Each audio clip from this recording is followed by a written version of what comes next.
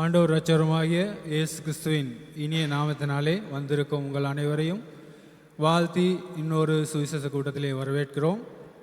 நாம் தேவனுடைய நாமம் மகிமைப்படும்படியாக அனைவரும் எழுந்திருந்து கைகளை தட்டி உற்சாகத்தோடு பாடுவோம். பாதம் பணிந்தேன் என்னாலும் துதியே இந்த பாடலை. அனைவரும் எழுந்திருந்து பாடும்.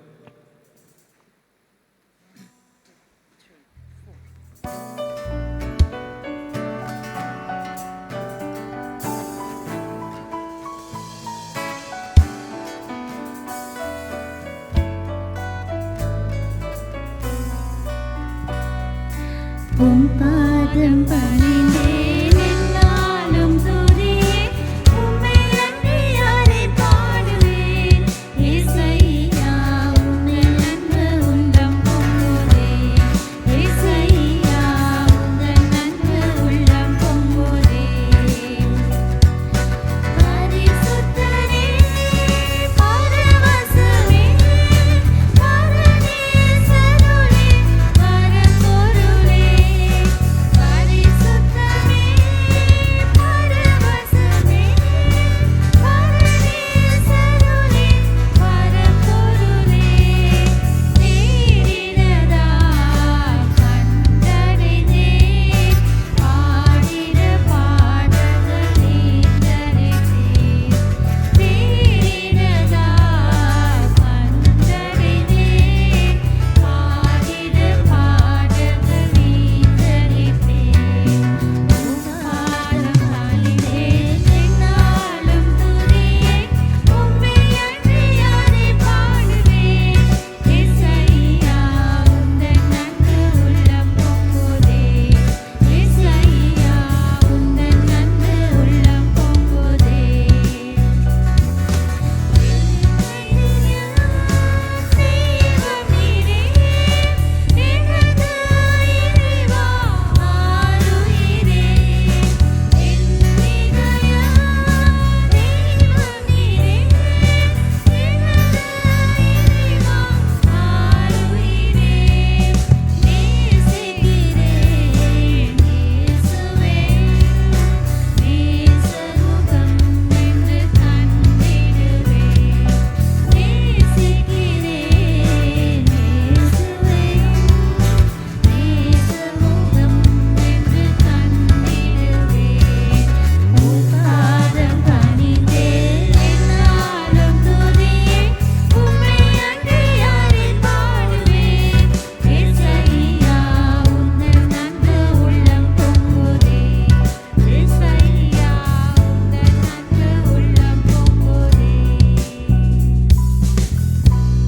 நாம் இந்த சபை கூடுதலை ஒப்பு கொடுத்து ஜெயிப்போம். சபை கூடுதலை ஒப்பு கொடுத்து ஜெயிப்பதற்காக வரப்பிரசாத் சகோதரன் அவர்களை அழைக்கிறேன். வானத்தையும் பூமியை படைத்த சர்வவல்லமையுள்ள தேவனே, இந்த நாளுக்காக நன்றி சொல்லுகிறோம். இந்த நாளிலும் கூட கர்த்தாவே, நீர் எங்களுக்கு ஒரு வாய்ப்பை கொடுத்திருக்கிறீர் உமது நாமத்தினாலே ஒன்று கூடுவதற்கு. ஆமாம் ஆண்டவரே, உமது நாமத்தினாலே நாம் ஒன்று கூடும் பொழுது எங்கள் மத்தியில் இருப்பதாக நீர் வாக்கு கொடுத்திருக்கிறீர். ஆண்டவரே, நீர் எங்களுக்கு காண்பித்த உமது அன்பையும் உம்முடைய மன்னிப்பையும், ஆண்டவரே, உமக்குள் நாங்கள் அனுபவிக்கிற இந்த பெரிதான சந்தோஷத்தையும் சமாதானத்தையும் ஆண்டவரே நாங்கள் மாத்திரம் எங்களுக்குள் வைத்துக் கொள்ளாமல் இதை மற்றவர்களுக்கு சொல்லும்படியாக இந்த சுவிசேஷ கூட்டத்தை எங்களுக்கு ஆயத்தப்படுத்தி கொடுத்திருக்கப்படி நான் நன்றி சொல்லுகிறோம். ஆண்டவரே, இந்த சுவிசேஷ கூட்டத்தை இந்த நாளில் ஒழுங்கு செய்து கொள்வதற்கு இதை கொடுத்த எல்லா தயவுக்காகவும் நன்றி சொல்லுகிறோம். ஆண்டவரே, இந்த கூட்டத்தின் மூலமாக உம்மை அறிந்திருக்கிறவர்களுக்கும் உம்மை அறியாதவர்களுக்கும் உம்மை பற்றி கேள்விப்படாதவர்களுக்கும், ஆண்டவரே, இந்த உலகம் முழுவதும் இதை இணைய வழிக்கூடாக பார்த்து கொண்டிருக்கிற யாவருக்கும், இங்கே வந்திருக்கிறவர்களும் வழியில் போய் கொண்டிருக்கிறவர்களும், ஆண்டவரே, ஒவ்வொருவரும் கர்த்தாவே ஆசீர்வதிக்கப்படும் விதத்திலே இந்த நாளில் தேவரே எங்கள் மத்தியில் இருந்து இதை ஆசீர்வாதமாக கூட்டமாக நடத்தி தரும்படியாக வேண்டிக் கொள்கிறோம். எங்களுடைய ஆயத்தங்களை ஆசீர்வதித்தருளுங்கள். அவற்றை தேவரில் மற்றவர்களுக்கு ஆசீர்வாதமாக மாற்றி தாருங்கள். ஆண்டவரே, இந்த நாளில் செய்யப்படுகிற ஒவ்வொரு காரியத்தின் மூலமாகவும் நாம் மகிமைப்படவும், தேவரீருடைய பரமசித்தம் எங்கள் மத்தியிலே நிறைவேறவும் ஆண்டவரே நாங்கள் வேண்டிக் கொள்கிறோம். எல்லா காரியங்களும் கத்துக்களை ஒப்பு கொடுத்து ஜெபிக்கிறோம். எங்களுக்காக மரித்து உயர்த்தி இன்றும் ஜீவித்துக் கொண்டிருக்கிற வரப்போகிற ஆண்டவராகிய இயேசு கிறிஸ்துவின் நாமத்தினாலே ஆமென். நாம் அடுத்த பாடலையும் எழுந்து நின்றவாறு பாட போகிறோம். உன்னத தேவன் உன்னுடன் இருக்க உள்ளமே கலங்காது. அனைவரும் எழுந்திருந்து பாடும்.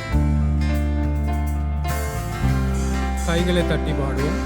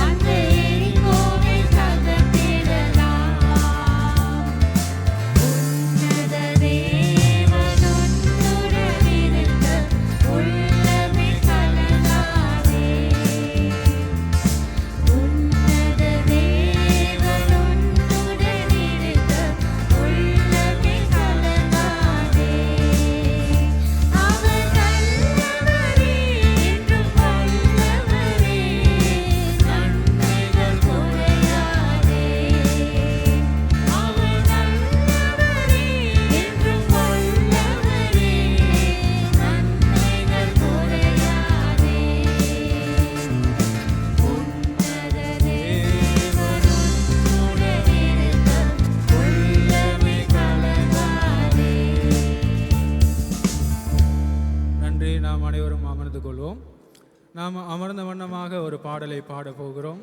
உள்ள ஆனந்த கீதத்திலே வெள்ளமாகவே பாய்கிறது என்ற பாடலை வசனங்களை தியானித்து தேவனுடைய நாமம் மகிமைப்படும்படியாக பாடும்.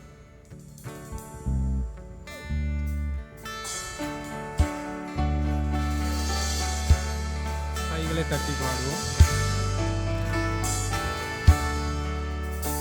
உள்ளமானந்த கீதத்திலே வெள்ளமாகவே பாய்கிறதே இந்த நாட்டுமனேசரையே என்று வார்த்தையை பாடிடுவேன். உள்ளமானந்த கீதத்திலே பாவபாரம் நிறைந்தவராய்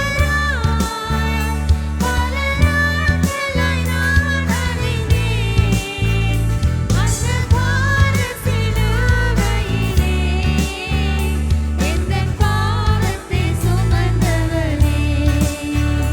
உள்ளமானந்த கீதத்திலே வெள்ளமாகவே பாய்கிறதே இந்த நாட்டுமனேசரையே என்று வார்த்தையை பாடிடுவேன். உள்ளமானந்த கீதத்திலே பல ஆசையின் நாளிலே அருகில் மனம் சோர்ந்திடுதே. அந்த பாசக்கரங்களிலே அணைத்தே என்னை தூக்கினாரே. உள்ளமானந்த கீதத்திலே வெள்ளமாகவே பாய்கிறதே எந்த நாட்டுமனேசரையே என்று வார்த்தையை பாடிடுவேன். உள்ளமானந்த கீதத்திலே மலை போன்றதொரு போதனையில் மகிழ்வை உன்னை கைவிடாதே. பல்வாரியின் அன்பினிலே கனிவோடென்னை அணைத்திடுவார். உள்ளமானந்த கீதத்திலே வெள்ளமாகவே பாய்கின்றதே எந்த நாட்டுமனேசரையே என்று வார்த்தையை பாடிடுவேன். உள்ளமானந்த கீதத்திலே. நாம் மீண்டுமாய் எழுந்து நின்று ஒரு பாடலை பாடப் போகிறோம். அனைவரும் எழுந்திருப்போம். எண்ணில் அடங்கா ஸ்தோத்திரம் தேவா என்றென்றும் நான் பாடுவேன். அனைவரும் எழுந்து நின்று பாடுவோம்.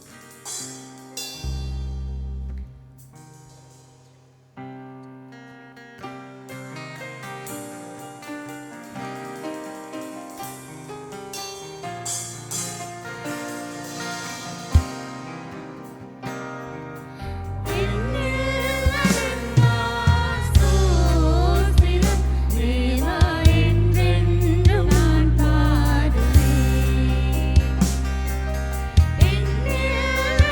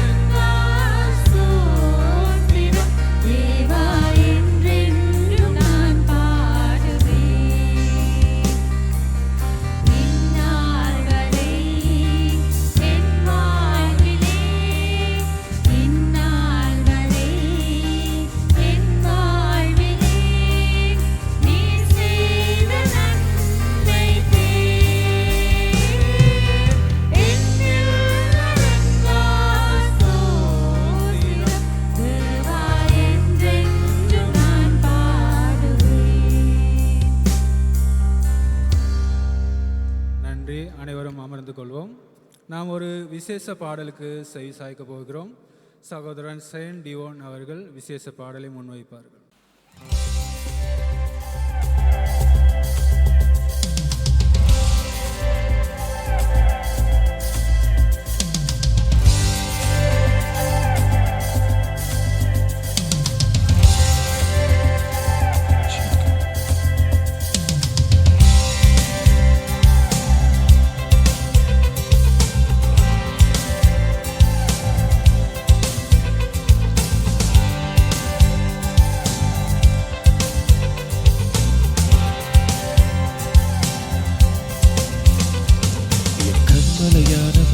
துதிக்கப்படுவீராக, என் ரட்சிப்பின் தேவன் உயர்த்தப்படுவீராக. கன்மலையானவர் துதிக்கப்படுவீராக, என் ரட்சிப்பின் தேவன் உயர்த்தப்படுவீராக. என் கன்மலை, என் கோட்டை, என் ரட்சகர், என் தேவன், நான் நம்பும் துருகம், என் கேடகம், உயர்ந்த அடைக்கலம், இரட்சண்ய கொம்பு. நீர் என் கன்மலை, என் கோட்டை, என் ரட்சகர், என் தேவன், நான் நம்பும் துருகம், என் கேடகம், உயர்ந்த அடைக்கலம், இரட்சண்ய கொம்பு. என் பலனாகிய கர்த்தாவே, நான் உம்மில் அன்பு கூறுவேன். என் பலனாகிய கர்த்தாவே, நான் உம்மில் அன்பு கூறுவேன். என் கன்மலையானவர் துதிக்கப்படுவீராக, என் ரட்சிப்பின் தேவன் உயர்த்தப்படுவீராக.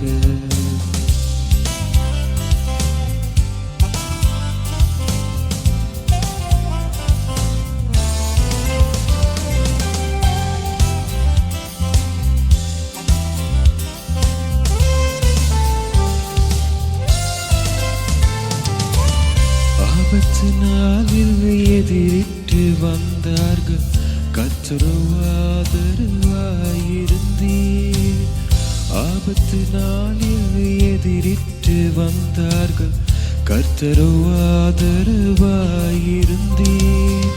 விசாலமான இடத்திலே என்னை கொண்டு வந்து நீர் தப்புவித்தீர். விசாலமான இடத்திலே என்னை கொண்டு வந்து நீர் தப்புவித்தீர். என் பலனாகிய கர்த்தாவே, நான் உம்மில் அன்பு கூறுவேன். என் பலனாகிய கர்த்தாவே, நான் உம்மில் அன்பு கூறுவேன்.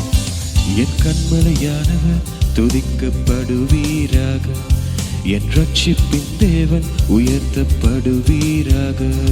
என் கன்மலையானவர் துதிக்கப்படுவீராக, என் ரட்சிப்பின் தேவன் உயர்த்தப்படுவீராக.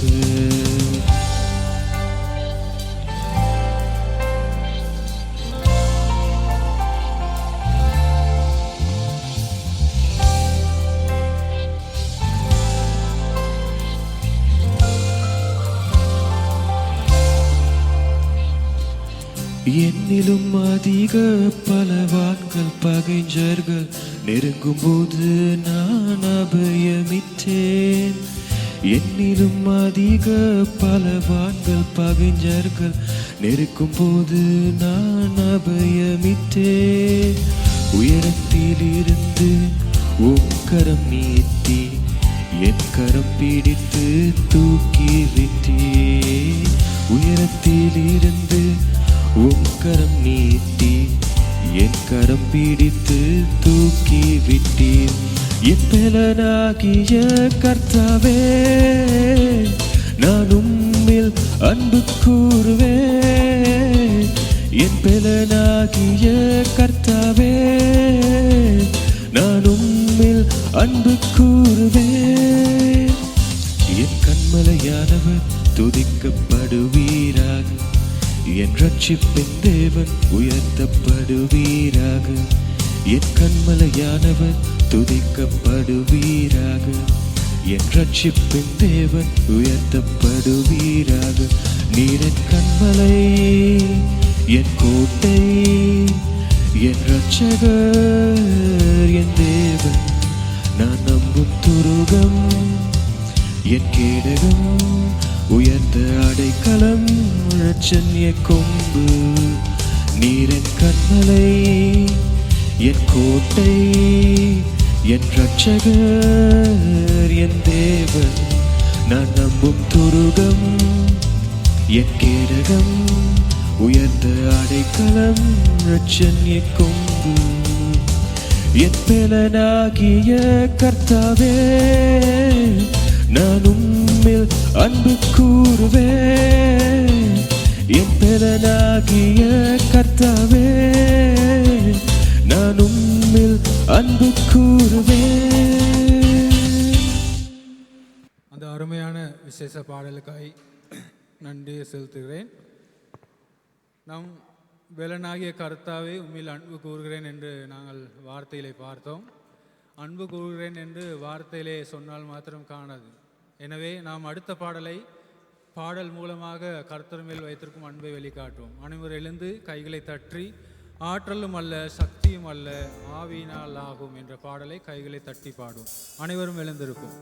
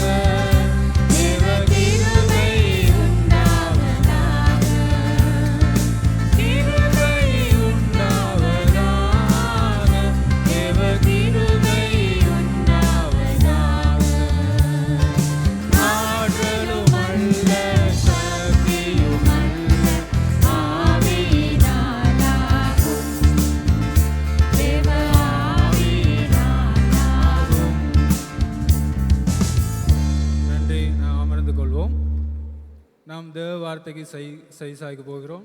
பிரதர் ஞான பிராசம் தேவ வார்த்தையை கொண்டு வருவார். கர்த்தருடைய நாமத்துக்கு ஸ்தோத்திரம் உண்டாவதாக, கிருபை உண்டாவதாக. கர்த்தராகிய இயேசு கிறிஸ்துவனுடைய கிருபை உங்கள் அனைவருக்கும் உண்டாவதாக. இந்த வார்த்தையை கேட்பதன் மூலமாக இந்த நாளிலே வந்திருக்கும் உங்கள் அனைவரையும் கர்த்தராகிய இயேசு கிறிஸ்துவின் நாமத்தினாலே இந்த கூட்டத்திற்கு வரவேற்பதோடு தேவ செய்தியை கேட்பதற்கு உங்களை அழைத்தபடியாய் தேவனுடைய கிருபை மீண்டுமாக உங்கள் அனைவருக்கும் உண்டாவதாக. நாங்கள் எங்களுடைய வேத தியானிப்பிற்காக எங்களுடைய வேதத்திலே அப்போஸ்தலனாகிய பவுல் எபேசியருக்கு எழுதின நிருபத்திலே 1வது அதிகாரத்திலே சில வசனங்களை வாசிக்கப் போகிறோம். எபேசியர் 1வது அதிகாரத்திலே 9 12 வரையான வசனங்கள். எபேசியர் 1வது அதிகாரம் 9 12 வரையான வசனங்கள். காலங்கள் நிறைவேறும் போது விளங்கும் நியமத்தின்படி பரலோகத்தில் இருக்கிறவைகளும் பூலோகத்தில் இருக்கிறவைகளுமாகிய சகலமும் கிறிஸ்துவுக்குள்ளே கூட்டப்பட வேண்டுமென்று தமக்குள்ளே தீர்மானித்திருந்த அவருடைய தயவுள்ள சித்தத்தின் இரகசியத்தை எங்களுக்கு அறிவித்தார். மேலும் கிறிஸ்துவின் மேல் முன்னே நம்பிக்கையாயிருந்த நாங்கள் அவருடைய மகிமைக்கு புகழ்ச்சியாகும்படி தமது சித்தத்தின் ஆலோசனைக்கு தக்கதாக எல்லாவற்றையும் நடப்பிக்கிற அவருடைய தீர்மானத்தின்படியே நாங்கள் முன்குறிக்கப்பட்டு கிறிஸ்துவுக்குள் அவருடைய சுதந்திரமாகும்படி தெரிந்து கொள்ளப்பட்டோம். கிறிஸ்துவுக்குள் அவருடைய சுதந்திரம் ஆகும்படி தெரிந்து கொள்ளப்பட்டோம். இந்த நாளிலே என்னுடைய செய்திக்கு தலைப்பாய் ஆலோசனையாய் இந்த செய்தியை மேற்கொள்ள தீர்மானித்திருக்கிறேன். கிறிஸ்துவுக்குள் அவருடைய சுதந்திரம். இது நாளைய தினத்திலே சுதந்திர தினம் என்றபடியினாலே இந்த செய்தியை நான் ஆயத்தப்படுத்தவில்லை. சபையிலே ஒவ்வொரு வாரமும் நாங்கள் ஆராதனை நேரத்தில் ஒன்று கூடுகிறோம், கர்த்தருடைய வார்த்தையை கேட்கிறோம். சகோதரன் நெவில் பிரசங்கம் செய்கிற பொழுது திடீரென சுதந்திரம்னு ஒரு வார்த்தை வந்தது. அதை குறித்து தியானிக்கிற பொழுது வழியிலே ஒரு சகோதரனோடு கதைக்கும்போது மனிதனுக்கு பாருங்கள் எப்படி விதமான சுதந்திரம் இருக்கிறது, அவருடைய வாழ்க்கையில் எப்படியான சுதந்திரம் காணப்படுகிறது என்றெல்லாம் பேசுகிற பொழுது திடீரென எனக்கு இந்த வார்த்தை ஞாபகம் வந்தது. கிறிஸ்துவுக்குள் எனக்கு இருக்கிறதான சுதந்திரம் எப்படியா இருக்கிறது என்று. ஆண்டவராகிய இயேசு கிறிஸ்து அவருடைய சுதந்திரத்தை நமக்காய் எப்படி பயன்படுத்தியிருக்கிறார், எப்படியா இன்னும் பயன்படுத்தி கொண்டிருக்கிறார். நாளைய தினத்திலே இந்த முழு இலங்கை தேசமே விடுதலை பெற்றதான சுதந்திரத்தை கொண்டாடுவார்கள். நாம் நம்முடைய சுதந்திரத்தை எப்படி கொண்டாடப் போகிறோம்? இதுதான் கேள்வியாக இருக்கிறது. கர்த்தராகிய இயேசு கிறிஸ்து அவருடைய சுதந்திரத்தை பரிபூரணமாக அனுபவித்தார். பிதாவோடும் ஆண்டவராகிய இயேசு கிறிஸ்துவுக்கும் நெருங்கிய ஒரு சுதந்திரம் காணப்பட்டது. தகப்பனுக்கும் மகனுக்கும் இடையிலான நெருங்கிய சுதந்திரம் காணப்பட்டது.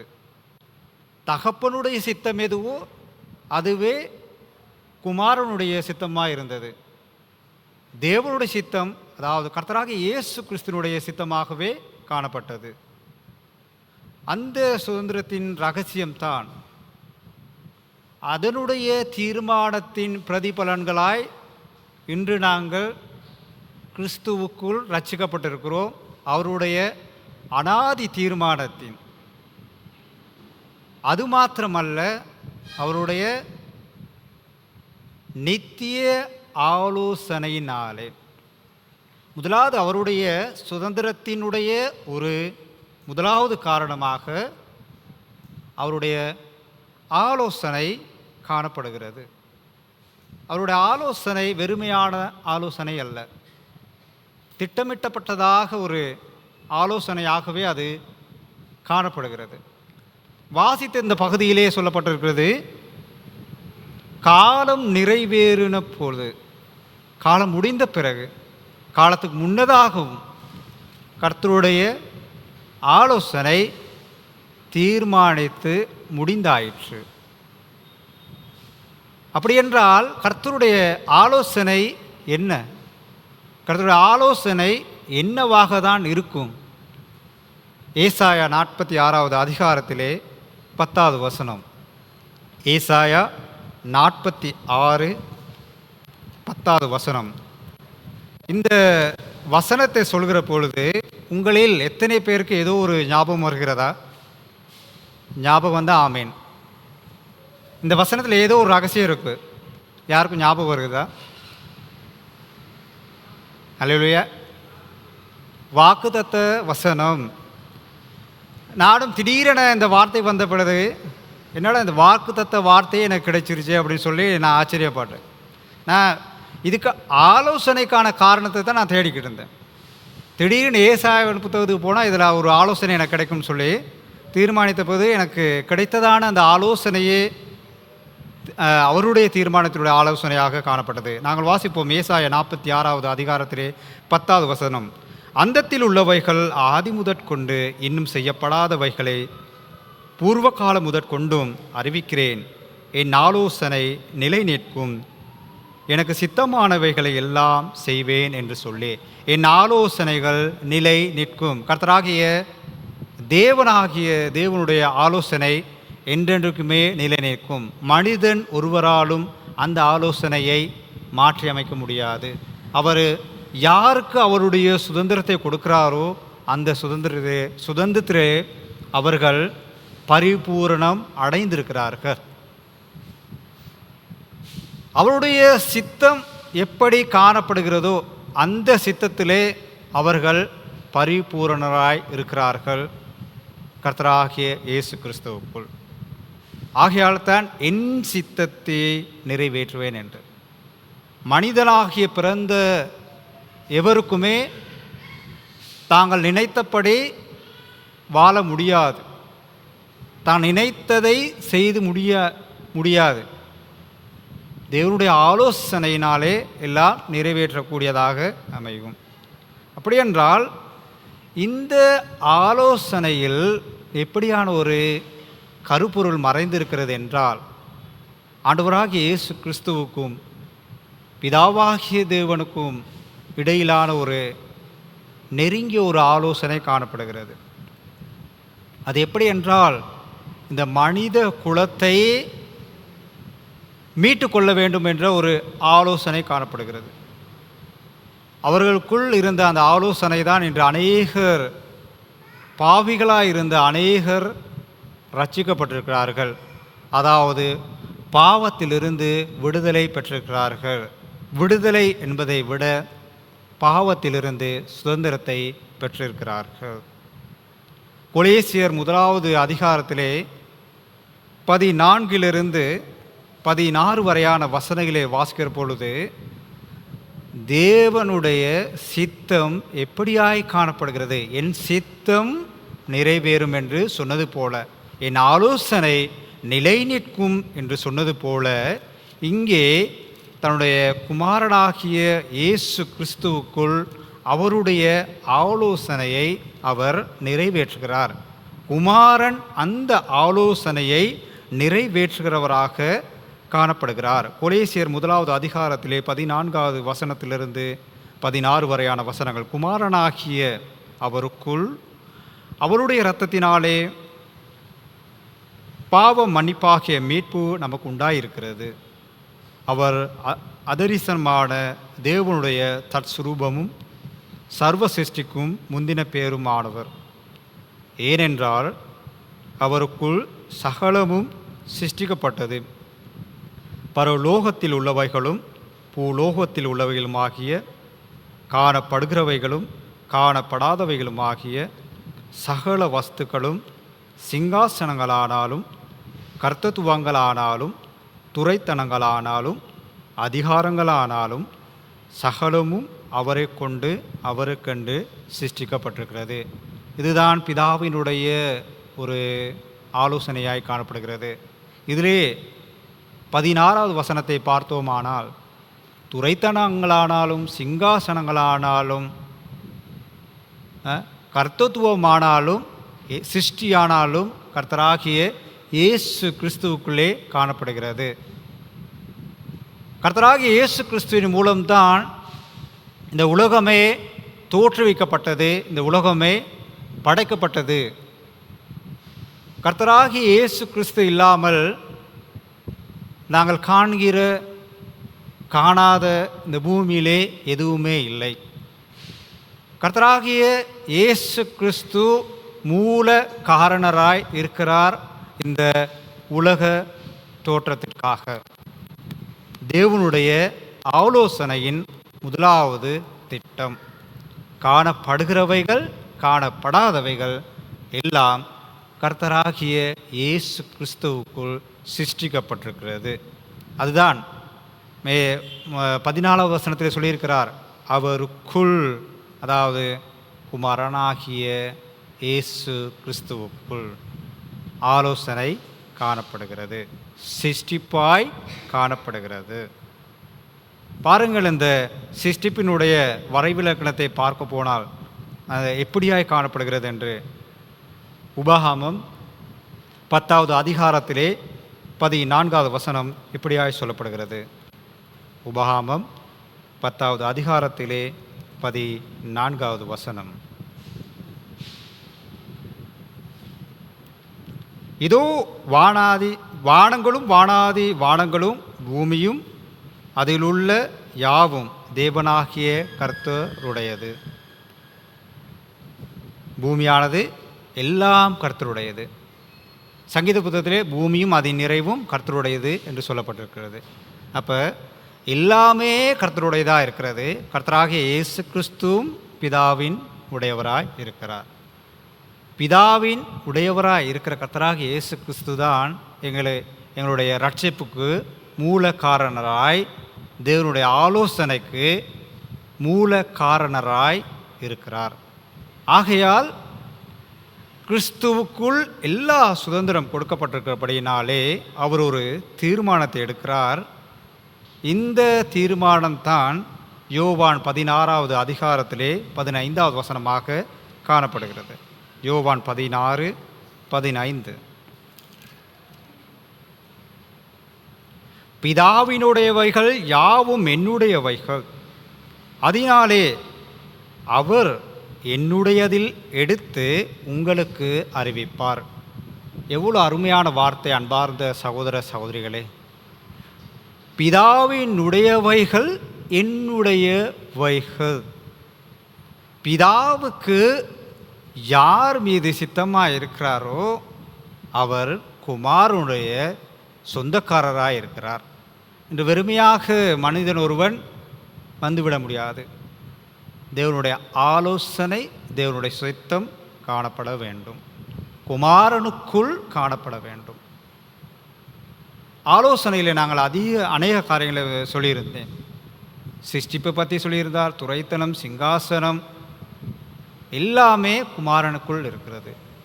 ஆகையால் இந்த குமாரனுக்குள் நாங்களும் இணைந்து கொள்வதற்காக பிதாவினுடையவைகள் எவைகளோ அதுவே என்னுடையவைகள் என்று கர்த்தராகிய இயேசு கிறிஸ்து சொல்கிறார். அப்படியென்றால் பிதா செய்கிறதான காரணத்தை பாருங்கள். ரோமர் 8வது அதிகாரத்திலே 29வது வசனம். ரோமர் 8வது அதிகாரத்திலே 29வது வசனம். தம்முடைய குமாரன் அநேக சகோதரருக்குள்ளே முதற் பேரனராய் இருக்கும் பொருட்டு தேவன் எவர்களை முன்குறித்தாரோ அவர்களை தமது குமாரனுடைய சாயலுக்கு ஒப்பாய் இருப்பதற்கு முன்குறித்திருக்கிறார். எவர்களை முன்குறித்தாரோ, அதாவது பிதாவினுடைய சித்தமாக இருக்கிறது. எவர்களை முன்குறித்தாரோ அவர்களை தீர்மானித்திருக்கிறார் குமாரனுடைய சாயலுக்காக. கர்த்தராகிய இயேசு கிறிஸ்துவுக்குள் இருக்கிற சுதந்திரத்தை இன்று நீங்கள் பெற்றுக்கொண்டீர்களா? இதுதான் கேள்வியாக இருக்கிறது. தேவனுடைய ஆலோசனை நிலைநிற்க குமாரன் பிதாவினுடையவைகள் எல்லாம் என்னுடையவைகள், இதுதான் செய்தியாய் காணப்படுகிறது. பிதாவினுடையவைகள் என்னுடையவைகள் என்றால் பிதாவினுடைய குமாரன் என்னுடையவர். நான் குமாரனை பின்பற்றினால் நான் குமாரனைப் போல காணப்படணும். குமாரனுக்கு இருக்கிற சாயல் என்னில் காணப்பட வேண்டும். அதுதான் என்னுடைய பாவத்தினுடைய சுதந்திரத்தின் அடையாளமாய் இருக்கிறது. அதுதான் என்னுடைய விடுதலையாய் காணப்படுகிறது. இன்று எங்களால் சொல்ல முடியுமா? கர்த்தராக இயேசு கிறிஸ்து சொன்னது போல பிதாவினுடையவைகள் என்னுடையவைகள், என்னுடையவைகளிலிருந்து அவர் எடுத்து கூறுகிறார். இன்று என்னை பார்த்து சொல்ல முடியுமா? உங்களை பார்த்து சொல்ல முடியுமா? என்னுடையதிலிருந்து மற்றும் ஒருவனை கிறிஸ்துவுக்குள் பிதா கொண்டு வருகிறார், கிறிஸ்துவே கொண்டு வரப்போகிறார் என்று. அந்த சுதந்திரத்தினுடைய பங்காளர்களாய் நாம் காணப்படுகிறோமா? கிறிஸ்துவுக்குள் பிரியமாக இருக்கிறவர்களே, இது மிகவும் பாரதூரமான ஒரு காரியமாக இருக்கிறது. இந்த கேள்வியை எண்ணிலே நான் அதிகமாக கேட்டுக்கொள்ள வேண்டும். எவர்களை முன்குறித்தாரோ அவர்களை தெரிந்து கொண்டார். எவரை குமாரனுடைய சாயலுக்கு ஒப்பாய் ஏற்படுத்தினாரோ அவர்களும் குமாரனுடைய சாயலாய் இருக்கிறார்கள். இன்று நான் குமாரனுடைய சாயலாய் இருப்பதற்கு நான் என்ன செய்து கொண்டிருக்கிறேன்?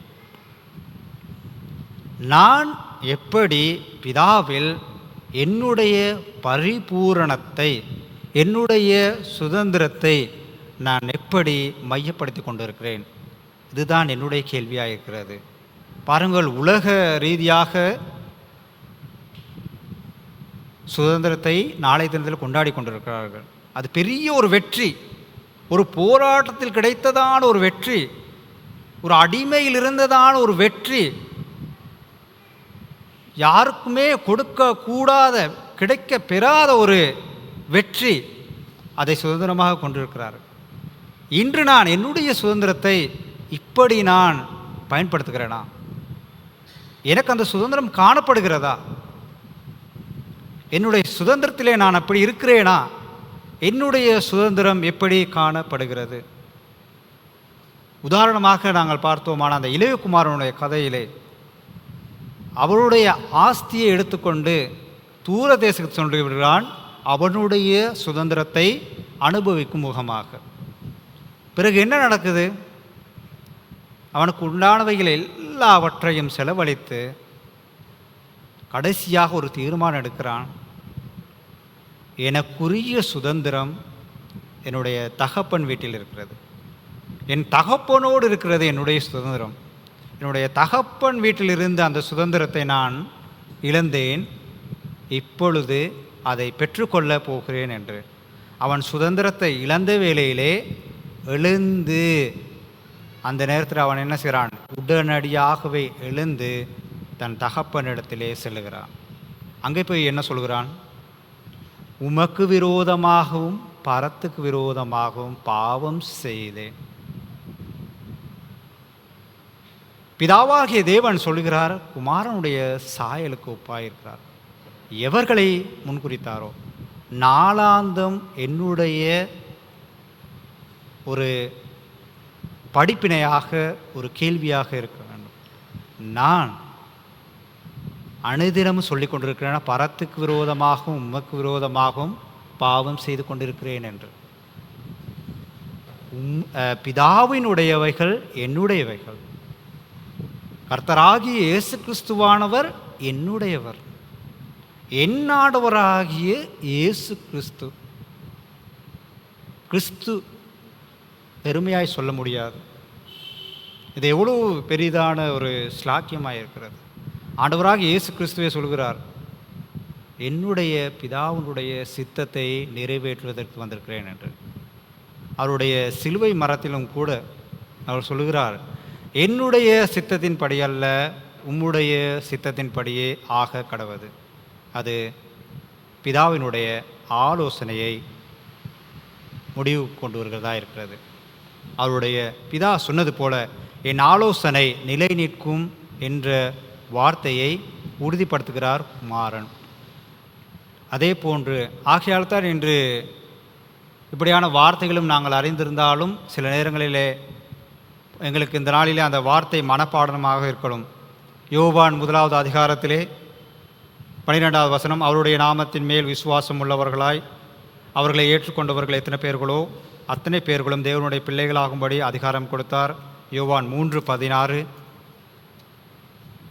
தேவன் தம்முடைய ஒரே பேரான குமாரனை விசுவாசிக்கிறவன் எவனோ அவன் கெட்டுப்போகாமல் நித்திய ஜீவனை அடையும்படிக்கு அவரை தந்தருளி இவ்வளவாய் உலகத்தில் அன்பு கூர்ந்தார். என்னுடைய கேள்வி இதாக இருக்கிறது, இப்படியான அந்த வார்த்தைகள் எனக்குள் வருகிறதா? எம் ஒவ்வொருக்கும் வருகிறதா? இந்த நேரத்திலே நாம் சரியாக என்னுடையவரை கர்த்தராகிய இயேசு கிறிஸ்துவை நான் அறிந்து கொள்ளாவிட்டால் இன்னும் அதிகமாய் அறிந்து கொள்வதற்கு, நான் சுதந்திரம் அடைவதற்கு, அவருக்குள் சுதந்திரம் அடைவதற்கு அவரை தேடக்கூடியவர்களாக இருக்க வேண்டும். அவரில்தான் எனக்கு ரட்சிப்பு இருக்கிறது. ரட்சிப்பு என்றால் அவரில்தான் விடுதலை இருக்கிறது. இந்த உலக வாழ்க்கையில் எனக்கு விடுதலை இருக்கிறது என்ற நம்பிக்கைக்குள் வர வேண்டும். அதுதான் என்னுடைய சுதந்திரமாய் காணப்படுகிறது. எல்லாவற்றையும் எனக்கு அனுபவிக்க சுதந்திரம் இருந்தாலும் அது எனக்கு தகுதி இல்லை. அவருடைய தீர்மானத்தின்படி எல்லா சுதந்திரத்தையும் அனுபவிக்கலாம். நம்முடைய நாட்டிலே மனித உரிமைகளிலே எல்லா விதமான சுதந்திரத்தையும் கொடுத்திருக்கிறார்கள். இன்றைக்கு நாங்கள் எதை வேண்டுமானால் சிந்திக்கலாம், எதை வேண்டுமானால் பேசலாம். அது மட்டுப்படுத்தப்பட்டிருக்கிறது. பேசக்கூடிய இடத்தில் மாத்திரம் அதை பேச வேண்டும். பேச்சு சுதந்திரம் இருக்கிறது, சிந்திக்கும் சுதந்திரம் இருக்கிறது, விரும்பியது ஒரு தொழிலை செய்வதற்கு சுதந்திரம் இருக்கிறது, விரும்பிய ஒரு பாடலை கேட்பதற்கு சுதந்திரம் இருக்கிறது, விரும்பிய ஒரு மதத்தை பின்பற்றுவதற்கு சுதந்திரம் இருக்கிறது, விரும்பிய ஒரு நபரை பின்பற்றுவதற்கு சுதந்திரம் இருக்கிறது. விரும்பிய ஒரு நபரை பின்பற்றுவ சுதந்திரம் இருந்தால் என்னுடைய கேள்விதான் இருக்கிறது, கர்த்தராகிய இயேசு கிறிஸ்துவை பின்பற்றுவதற்கு உங்களுக்கு சுதந்திரம் கிடைத்திருக்கிறதா? அந்த சுதந்திரக்கு இருக்கிறதான தடை என்ன? அதையே நாங்கள் தேடி பார்க்க வேண்டும். பிரியமான சகோதரனே, சகோதரிகளே, குமாரனிலே எல்லாவற்றையும் கொடுத்து விட்டார். குமாரனுடைய சாயலாக இருக்கிறார். என்னுடைய சகோதரராய் கர்த்தராகிய இயேசு கிறிஸ்து காணப்படுகிறார். ஆகையால் மேலுமாக அப்படியே முடித்து விடவில்லை.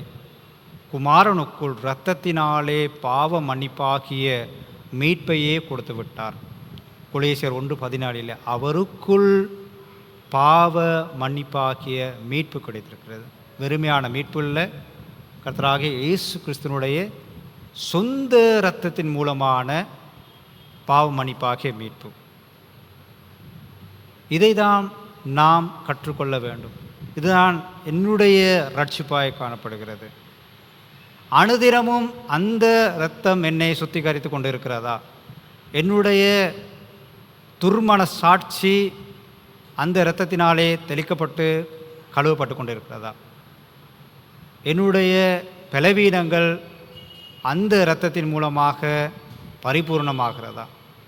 என்னுடைய சுதந்திரத்தினுடைய பிழையான சுதந்திரம் கர்த்தராகிய இயேசு கிறிஸ்துவுக்குள் காணப்படுகிறதா? கர்த்தராகிய இயேசு கிறிஸ்து எடுத்த தீர்மானம், அவருடைய அந்த சுதந்திரம் மற்றவர்களுக்கு மத்தியில் எப்படி கொண்டு செல்லப்படுகிறது? என்னுடையதில் இருந்து எடுத்து சொல்ல போகிறாரா? கர்த்தராகிய இயேசு கிறிஸ்துவிலிருந்து எடுத்து சொல்ல போகிறார். நாம் கர்த்தராகிய இயேசு கிறிஸ்துவை அறிந்து கொண்டபடினாலே நாம் பெற்ற அந்த சுதந்திரத்தை இன்னும் பெறாமல் எத்தனை பேர் இருக்கிறார்கள்? அதற்காக என்னுடைய சுதந்திரம் எப்படியாக காணப்பட வேண்டும்? அனுதினமும் என்னுடைய ஜெபத்திலே அந்த சுதந்திரம் காணப்பட வேண்டும். கிறிஸ்துவுக்குள் பிரியமாக இருக்கிற சகோதர சகோதரிகளே, ஆகையதால் கர்த்தராகிய இயேசு கிறிஸ்து விசேஷித்த இன்னும் ஒரு சுதந்திரத்தை பெற்றுக்கொண்டிருக்கிறார். எபிரேயர் 1வது அதிகாரத்திலே 4வது வசனம். எபிரேயர் 1வது அதிகாரத்திலே 4வது வசனத்திலே கர்த்தராகிய இயேசு கிறிஸ்து பெற்றிருக்கிறதான பெரிதான சுதந்திரம் என்னவென்றால், இவர் தேவ தூதரை பார்க்கிலும் எவ்வளவு விசேஷித்தவர், விசேஷித்த நாமத்தை சுதந்திரித்து கொண்டாரோ அவ்வளவு அதிகமாய் அவர்களிலும் மேன்மை உள்ளவர். தேவ தூதரை பார்க்கிலும் மேன்மை உள்ளவராக இருக்கிறார். அது எப்படியாய் அவர் அந்த சுதந்திரத்தை பெற்றுக்கொண்டார்? பிலிப்பியர் 2வது அதிகாரத்திலே 6 to 9 வரையான வசனங்களை பார்த்து கொண்டோமானால் அந்த சுதந்திரத்தினுடைய மகிமை காணப்படுகிறது. பிலிப்பியர் 2வது அதிகாரத்தில் 6 to 9 வரையான வசனங்கள், அவர் தேவனுடைய ரூபமாக இருந்து தேவனுக்கு சமமாக இருப்பதை கொள்ளையாடின பொருளாக எண்ணாமல் தம்மை தாமே வெறுமையாக்கி அடிமையின் ரூபமெடுத்து மனுஷர் சாயலானார். அவர் மனுஷ ரூபமாய் காணப்பட்டும் மரணப்பரியந்தம், அதாவது சிலுவையின் மரணப்பரியந்தம் கீழ்ப்படிந்தவராகி தம்மை தாமே தாழ்த்தினார். ஆதலால் தேவன் எல்லாவற்றிற்கும் மேலாக அவரை உயர்த்தி இயேசுவின் நாமத்தில் வானோர் பூதாளத்தோர் பூமியின் கீழானோருடைய முழங்கால் யாவும் முடங்கும்படி. தேவனுடைய ரூபமாக இருந்தவர், தேவனுக்காக இருந்தவர், தேவனுக்குடைய சமமாக இருந்த பொழுது அவருடைய சித்தத்தை அவர் பறித்து கொள்ளவில்லை. எனக்கு இயலாது, உங்களுடைய சித்தத்தின்படி எனக்கு செய்ய இயலாது, இந்த பாவிகளுக்காக என்னால் சிலுவையிலே தொங்க முடியாது, இந்த பாவிகளுக்காக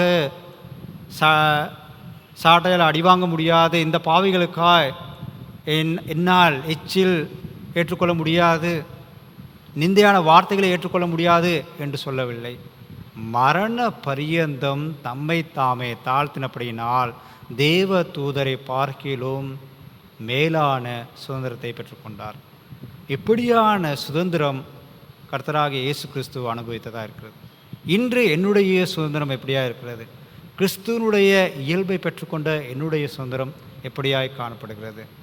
என்னுடைய சுதந்திரத்தில் என்னுடையதில் எப்படி மற்றவர்களுக்கு போகிறது? இதுதான் கேள்வியாக இருக்கிறது.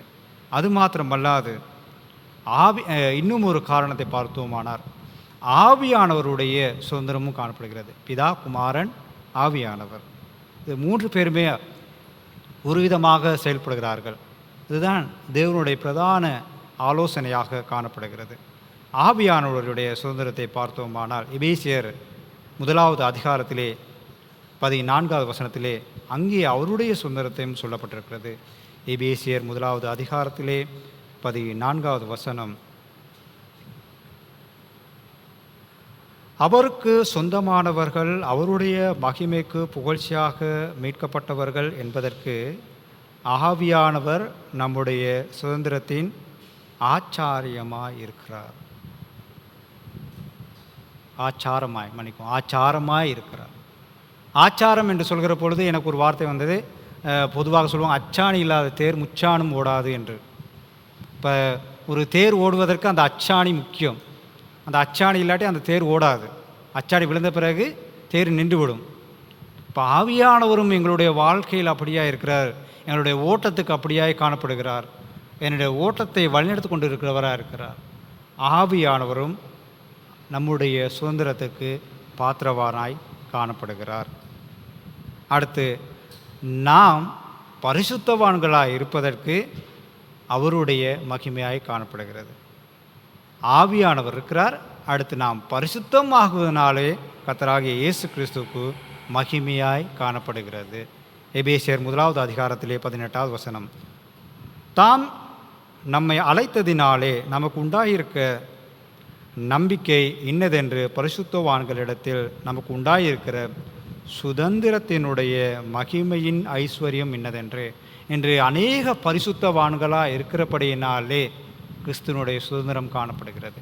இத்தனை பேரை ரட்சித்திருக்கிறார் என்று, இத்தனை பேருக்காய் தன்னை சிலுவையிலே இரத்தத்தை சிந்தி அழைத்திருக்கிறார். அது வெறுமையாக இல்லை, சதா காலத்திலும் பிதாவோடு கூட பிதாவினுடைய வலது பாரஸ்தத்தில் ஆண்டவராகிய இயேசு கிறிஸ்து இருப்பது போல இன்று உங்களையும் என்னையும் கூட்டி செல்லப் போகிறார். இந்த இடத்திலே நாங்கள் ரட்சிக்கப்படாத யாரும் இருந்தால், நான் பார்க்கிறவர்கள் எல்லோரும் ரட்சிக்கப்பட்டிருக்கிறீர்கள். இணையதளத்திலே யூடியூப்பிலே பார்க்கிறவர்கள் யாரும் இருந்தால், உங்களுடைய சுதந்திரம் இப்படியாக காணப்படுகிறது. நீங்கள் அந்த இயேசு கிறிஸ்துவை ஏற்றுக்கொள்கிறீர்களா? உங்களுடைய சுதந்திரம் எப்படியாக காணப்படுகிறது கிறிஸ்துவுக்கு? உங்களுடைய சுதந்திரத்துக்காக நீங்கள் உங்களை இப்படி அர்ப்பணிக்கப் போகிறீர்கள்? கர்த்தராகிய இயேசு கிறிஸ்துனுடைய சுதந்திரம் மனிதனுக்காகவே காணப்பட்டது. அவருடைய ஜீவிய காலமெல்லாம் பாவிகளுடைய சுதந்திரத்தையே எதிர்பார்த்திருக்கிறார். நாம் பரிசுத்தராகும்படி அவருக்கு மகிமை கிடைக்கிறது. ஆகையால் நாம் மனம் திரும்ப வேண்டியவர்களாக இருக்கிறோம். என்னுடைய பாவத்தை அறிக்கையிட்டு, கர்த்தராகிய இயேசு கிறிஸ்து ஒருவர் இருக்கிறார், என்னுடைய சாயலுக்காய் இருக்கிறார், என்னை போன்று இருக்கிறார், பிதாவினுடைய சித்தத்தை செய்கிறது போல நானும் கர்த்தராகிய இயேசு கிறிஸ்துனுடைய சித்தத்தை செய்யப்போகிறேன். பாவமான இந்த உலக வாழ்க்கையில் போராடுவதற்கு வேறு எந்த வழியும் இல்லை. கர்த்தராகிய இயேசு கிறிஸ்து ஒருவரே வழி. அவர் மூலம்தான் என்னுடைய சுதந்திரம் காணப்படுகிறது என்ற நிச்சயத்தில் வருவோமானால் நாம் எல்லோரும் பாவிகள் இல்லை. இந்த இடத்துல நாங்கள் எல்லோரும் பாவிகள் இல்லாதபடியினாலே எங்களுக்குரிய சாட்சி இதுதான். பரிசுத்தவான்களாய் கர்த்தராகிய இயேசு கிறிஸ்துவோடு கூட அவருடைய மகிமைக்கு புகழ்ச்சியாய் காணப்படுகிற போகிறோம். கிறிஸ்துவுக்குள் பிரியமாக இருக்கிறவர்களே, இது எப்படி பெரியதான ஆச்சரியமாக இருக்கிறது. இதற்காக நாங்கள் அனுதினமும் கர்த்தராகிய இயேசு கிறிஸ்துவையே நினைத்து பார்த்து கொண்டிருக்க வேண்டும். அவரை நோக்கி ஓடியதான ஓட்டமாய் காணப்பட வேண்டும். அந்த ஓட்டத்தில் அச்சாணியாக கர்த்தர் ஆவியானவரே வழிநடத்துவாராக. பிதாவினுடைய திட்டம், பிதாவினுடைய ஆலோசனை, இதெல்லாம் அமைவதற்கு கிறிஸ்து செயல்பட்டது போல கிறிஸ்துவனுடைய மகிமை புகழ்ச்சிக்காக இன்று நாமும் நம்முடைய சுதந்திரத்தை பயன்படுத்திக் கொள்வோம். கர்த்தர் தாமே உங்களை ஆசீர்வதிப்பாராக. நாங்கள் கண்களை மூடி ஜெபம் செய்ய போகிறோம். உங்களால் கூடுமானால் முழங்காலில் இருங்கள். சர்வ வல்லமை மகத்துவம் நிறைந்த உன்னதமான கர்த்தாவே, அருமையான இந்த நேரத்துக்காக நன்றி ஸ்தோத்திரம் ஆண்டவரே. பரிசுத்தவான்களின் மகிமைக்கு புகழ்ச்சிக்கு பாத்திரராய் தன்னை கர்த்தராகிய இயேசு கிறிஸ்து அர்ப்பணித்தது போல கர்த்தராகிய இயேசு கிறிஸ்துனுடைய சுதந்திரம் எங்களுக்கு அர்ப்பணித்தது போல என்னுடைய சுதந்திரத்தில் நான் எப்படி காணப்படுகிறேன்? இந்த நாளிலே இந்த காரணங்களை வெளிப்படுத்துவதற்காக உங்களுக்கு கோடான கோடி நன்றி கர்த்தாவே. இப்படியாய் கர்த்தராகிய இயேசு கிறிஸ்துனுடைய ஆலோசனைக்கும் பிதாவினுடைய ஆலோசனை நிலை நிற்பதற்காக, ஆலோசனையை செய்வதற்காக, சித்தத்தை செய்து முடிப்பதற்காக, சித்தத்தை தேடுவதற்காக வந்திருக்கிற ஒவ்வொருவரும் கர்த்தர் தாமே ஆசீர்வதித்து வழிநடத்துமாறு ஜெபிக்கிறேன். இந்த நாளிலும் கூட ஆண்டவரே, இப்படியான இந்த சுதந்திரத்தை இழந்து, கிறிஸ்துவனுடைய சுதந்திரத்தை இழந்து, கிறிஸ்துவனுடைய ஆலோசனையை அறியாமல் பாவிகளாய் வாழ்ந்து கொண்டு இருக்கிற ஒவ்வொருவரையும் கர்த்தர் தாமே ரட்சித்து அருளுங்க. அவர் இருதயங்களில் பேசி அருளுங்க. இந்த ராத்திரி பொழுதிலும் எங்கள் அனைவரோடும் கூட இருந்து வழிநடத்துங்க. வந்திருக்க ஒவ்வொருவரையும் கர்த்தர் தாமே ஆசீர்வதித்து வழிநடத்துமாறு ஜெபிக்கிறேன். எல்லாவற்றிற்கும் மேலான தேற்றவாளரை எங்களுக்கு கொடுத்திருக்கபடியினால் நன்றி ஸ்தோத்திரம். அவர் மூலமாய் நாங்கள் வழிநடத்தப்படப்படுகிற பையாய் ஸ்தோத்திரம் ஆண்டவரே. எங்களுடைய சுதந்திரம் பறிபோகாதபடி பிதாவின் இடத்தில் அனுதினமும் பரிந்து பேசிக்கொண்டிருக்கிற கர்த்தராகிய இயேசு கிறிஸ்துவுக்காய் நன்றி ஸ்தோத்திரம் ஆண்டவரே. இப்படியாய் இந்த ராத்திரி பொழுதிலே எங்கள் ஒவ்வொருவரையும் தேவனாகிய கர்த்தராகிய இயேசு கிறிஸ்துவனுடைய பாதப்படைக்கு ஜெபத்தின் மூலமாய் அர்ப்பணிக்கிறோம். ஆமேன். ஒரு சிறிய அறிவித்தல் இருக்கிறது. வருகிற 13ஆம் தேதி மீண்டுமாய் 17ஆம் தேதி மீண்டுமாய் ஒரு சுவிசேஷ கூட்டம் நடைபெறும். புதிதான உங்களுக்கு தெரிந்தவர்களை கூட்டி வருவதும் அல்லாமல் நம்முடைய சபையிலே தமிழ் பேசும் அநேகர் இங்கு வராமல் இருக்கிற அநேகர் இருக்கிறார்கள்.